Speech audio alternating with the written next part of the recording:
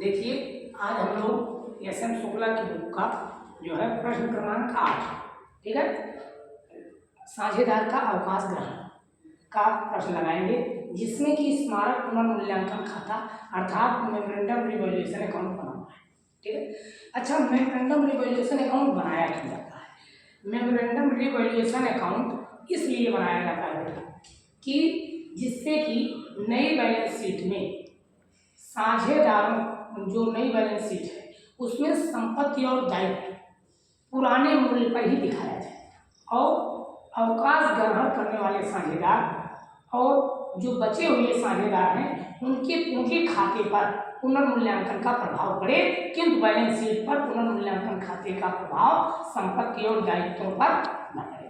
पुराने मूल्यों पर ही संपत्ति और दायित्व दिखाए जाते, संपत्ति और दायित्व दोनों बैलेंस शीट में पुराने मूल्य पर ही दिखाए जाएंगे, नहीं बैलेंस शीट। तो प्रश्न क्रमांक 8 जो कि हमारे सामने है, आप लोग अपनी बुक से एस.एम. शुक्ला का प्रश्न क्रमांक 8 देख लीजिएगा कि प्रश्न क्रमांक 8 में है क्या।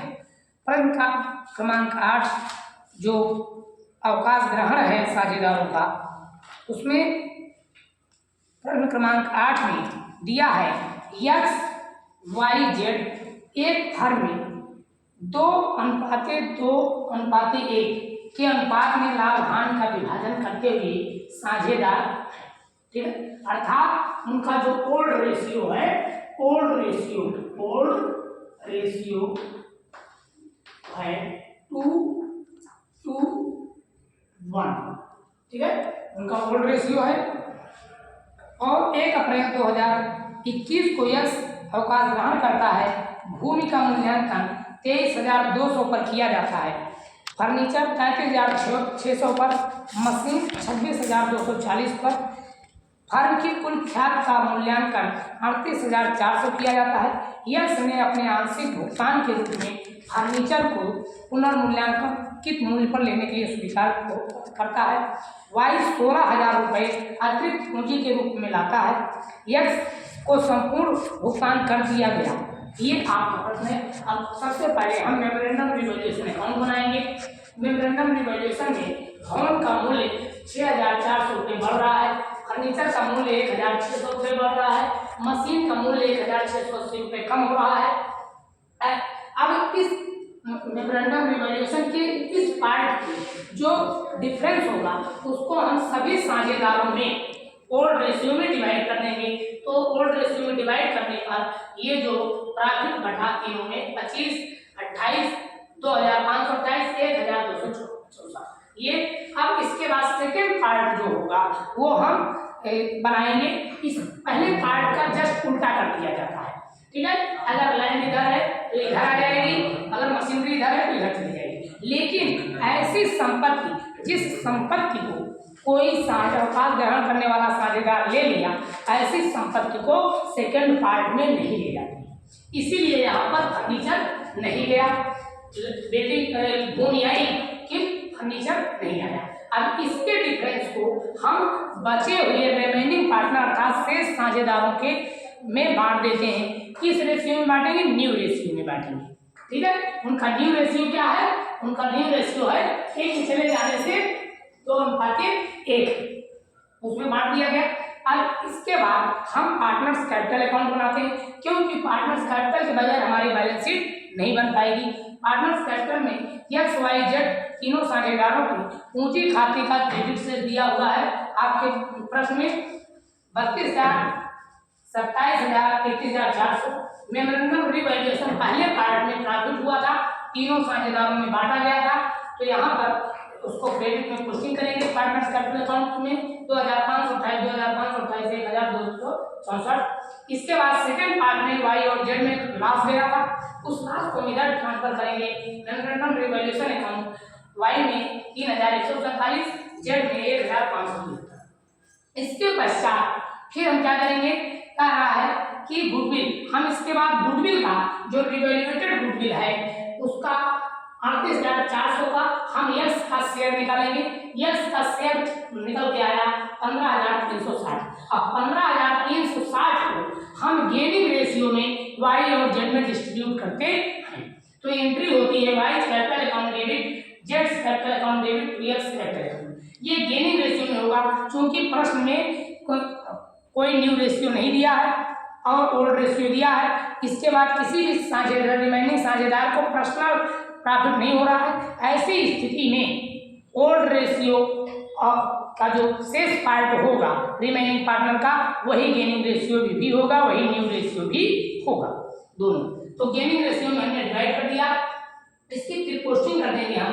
ये देखिए यहाँ by Y capital by Z capital, A के खाने में किया जाएगा क्योंकि फायदा किसको मिलना है, ए को मिलना है, और ए लेकर के जाएगा गुडविल का अपना हिस्सा। तो 10,240, ये 5,120, इसके बाद इधर हम 2x कैपिटल करके y और z में पोस्टिंग करेंगे 10,240 और z में 5,120। ठीक, इसके बाद जो टोटल बैलेंस हो रहा है यस का, उसका हमें पेमेंट करना है, किंतु वहां पर प्रश्न कह रहा है कि यस जो है वो फर्नीचर को नए मूल्य पर लेना स्वीकार कर लिया, पेमेंट के रूप में उसको फर्नीचर भी दिया जा रहा है, तो टू फर्नीचर अकाउंट 35,600।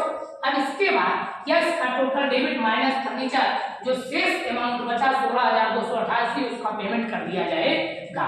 देखिए यहाँ पर total credit balance of yes 49,888 less furniture 35,600 minus equal to 16,288, cash finally payment हो रहा है यस को। ठीक, इसके बाद फिर हम इधर कह रहा है कि वाई अतिरिक्त भुगतान के लिए अतिरिक्त पूंजी के रूप में 16,000 रुपये लेके आ रहा है, 16,000 रुपये कैश लेके आएगा, तो एंट्री होगी cash account debit to Y capital account, Y के खाने में 16,000 पोस्टिंग हुई। बैलेंस निकालेंगे, वाई और जेड का बैलेंसिंग फिगर हो गया, वाई का 32,141, जेड का 25,971, ये फाइनल पूंजी हुई न्यू बैलेंस के लिए, बैलेंस शीट के लिए। ठीक है, वाई और जेड की। अब इसके बाद हम कैश अकाउंट बनाएंगे। कैश अकाउंट बनाने के पहले हम चाहे तो लोन अकाउंट बना ले या कैश अकाउंट बना ले। कैश अकाउंट बनाए टू बैलेंस बिल्डिंग प्रश्न में दिया हुआ है हमारे पास रोकड़ शेष 29,732, वाई ने पूंजी 16,000 पूंजी लाया कैश के रूप में अतिरिक्त पूंजी, तो टू वाई कैपिटल 16,000, यस को 16,288 रुपये फाइनल पेमेंट किया गया और यस का लोन 12,000 है उसे भी पेमेंट किया गया है। तो ऐसी स्थिति में हमारा जो बैलेंस कैश का बच रहा है वो बाई बैलेंस शीट 17,844 रुपये बचा। यही कैश हमारे बैलेंस शीट के एसेट्स में जाएगा रोकड़ शेष के रूप में। अब यस का लोन आप जानते हैं कि लायबिलिटी हो या लोन हो, और यस का लोन लायबिलिटी पक्ष में दिया है, इसलिए इसका क्रेडिट बैलेंस होगा बाई बैलेंस शीट। यहाँ पर पेमेंट हो जा रहा है टू कैश अकाउंट। ठीक है, फाइनली पेमेंट हो गया, लोन खाता उसका क्लोज हो गया। ठीक है, अब बैलेंस शीट में लोन नहीं जाएगा उसका कैपिटल। अब हम बैलेंस शीट बनाएंगे, जिस तारीख को वो रिटायर हो रहा है उसी तारीख की बैलेंस शीट बनाई जाएगी। ठीक है, तो कैपिटल वाई और जेड बचे हुए साझेदार हैं, तो उनकी कैपिटल हो गई 32,141, 25,971, टोटल 58,112। अब इसके बाद सन्ड्री क्रेडिटर में कोई परिवर्तन नहीं हुआ है। ठीक है, हमने पहले भी बताया कि मेमोरेंडम रिवैल्यूएशन अकाउंट बनाने पर संपत्ति और दायित्वों में कोई परिवर्तन नहीं होता है। 39,712, कैश 17,444 जो ऊपर से आया है, लैंड अकाउंट 16,800 जो पुरानी बैलेंस शीट में दी गई है, मशीनरी 27,920 जो पुरानी बैलेंस शीट में दी गई है, डेब्टर्स 35,660 जो पुरानी बैलेंस शीट में दिया गया वही है। टोटल इस प्रकार से हम जब लायबिलिटी और एसेट्स का करते हैं तो हमारा 97,824 रुपये टोटल आता है, और हमारे प्रश्न की सत्यता की जांच, शुद्धता की जांच भी यही है कि हमारी बैलेंस शीट दोनों तरफ बराबर हो गई, हमारा लायबिलिटी इक्वल टू एसेट्स हो गया, क्योंकि इक्वेशन समीकरण भी यही कहता है कि liability plus capital equal to assets. हमारा ये सही है। तो बच्चों, हम लोग जब भी अवकाश ग्रहण में रिटायरमेंट में मेमोरेंडम अकाउंट बनाएंगे रिवैल्यूएशन अकाउंट, तो ऐसे प्रश्नों पे संपत्ति और दायित्वों को उनके पुराने मूल्य पर ही नए चिट्ठे में दिखाया जाएगा। ठीक, किसी को कोई दिक्कत होगी तो आप हमारे चैनल पर सब्सक्राइब करके कमेंट बॉक्स में पूछ सकते हैं। ओके, धन्यवाद।